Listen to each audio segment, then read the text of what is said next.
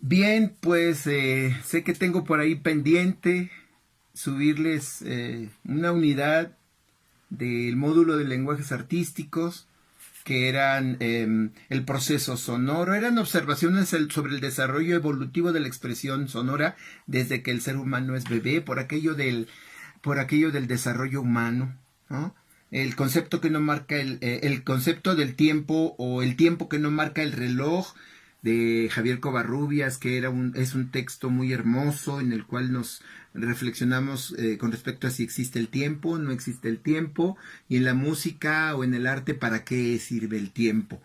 La adquisición del lenguaje de Carmen Aymerich, el dibujo infantil de la infancia a la adolescencia, y el último que también era hermoso es el juego dramático. Prometo estarles explicando poco a poco cada uno de la propuesta, pero antes quiero dejarles este video en el cual leeré algo de un profesor que se llama José Enrique Gorlero, es español, y se los voy a leer con una música de fondo que es hermosa.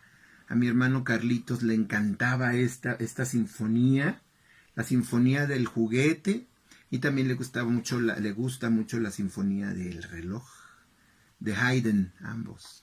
Así es que disfruten esta lectura, y sobre todo con esta pieza tan importante musical.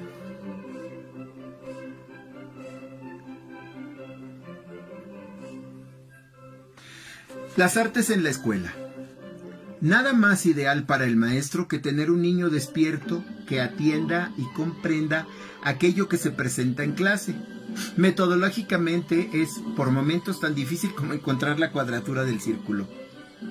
Las preguntas siempre serán las mismas. ¿Cómo hacer para llamar la atención del niño disperso en la mayoría de los casos? ¿Cómo atraparlo para que las tareas en la escuela no sean una causa de naufragio de sus objetivos vitales? Cada maestro ha respondido a estas preguntas con las más variadas estrategias, algunas con imaginación y paciencia, otras con una férrea disciplina que incomoda, pero que facilita, al menos, un silencio de claustro pocas veces útil. Pero el niño es materia en movimiento, es asombroso, es constante, es un espejo iluminado que refleja como las formas teatrales de toda manera desproporcionada, irrespetuosa y además absoluta. El niño es un investigador y en el gran teatro del mundo es un personaje aventurero que arriesga en cada acción lo mucho o poco que ha logrado acumular. El acceso de las tareas al aula, con todo su chisporrotear de sonidos, imágenes, palabras, ritmos, colores y estallidos emocionales, nos permitirá contar con un valioso, vigoroso, lúdico y cinético como el mismo niño. Y todas las tareas se relacionan unas con otras. La música despierta la imaginación y puede servirnos para contar una historia. Los conceptos más elaborados pueden acceder a las figuras fantásticas, a los colores. Una pequeña obra de teatro puede devolvernos la realidad en un pozo, claro, desde el cual observar el firmamento. Una película dejará correr como el torrente infinidad de preguntas sobre la vida, sobre quién soy, sobre el otro y sobre la existencia misma de las cosas. Las artes, independientes, claro, en sus objetivos particulares, obedecen de todas maneras a las satisfacciones del conocimiento. Se atreven a acompañarnos aún a riesgo de ser manchadas por acuarela o de quedar para siempre en los renglones del cuaderno. ¿Cómo podemos hacerlas desfilar en las aulas? Intentemos, por ejemplo, que los niños recuperan las tradiciones orales, que nos cuenten con sus palabras aquello que a su vez les narraron en sus casas o en su comunidad. Pasemos de la narración oral al ejercicio literario, registrando estos cuentos a manera de antología popular. Esto los reunirá con la literatura, los hará lectores y escritores al mismo tiempo.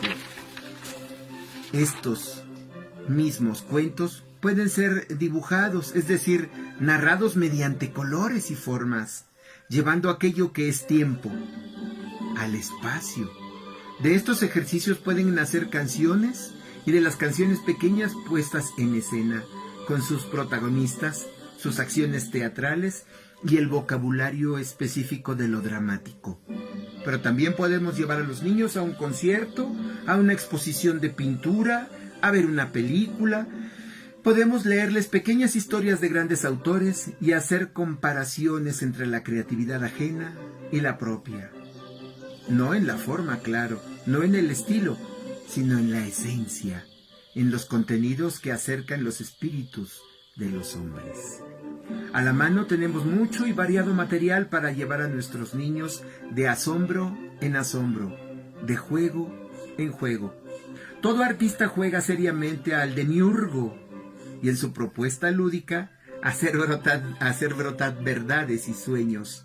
Ambas cosas se metamorfosean en el niño,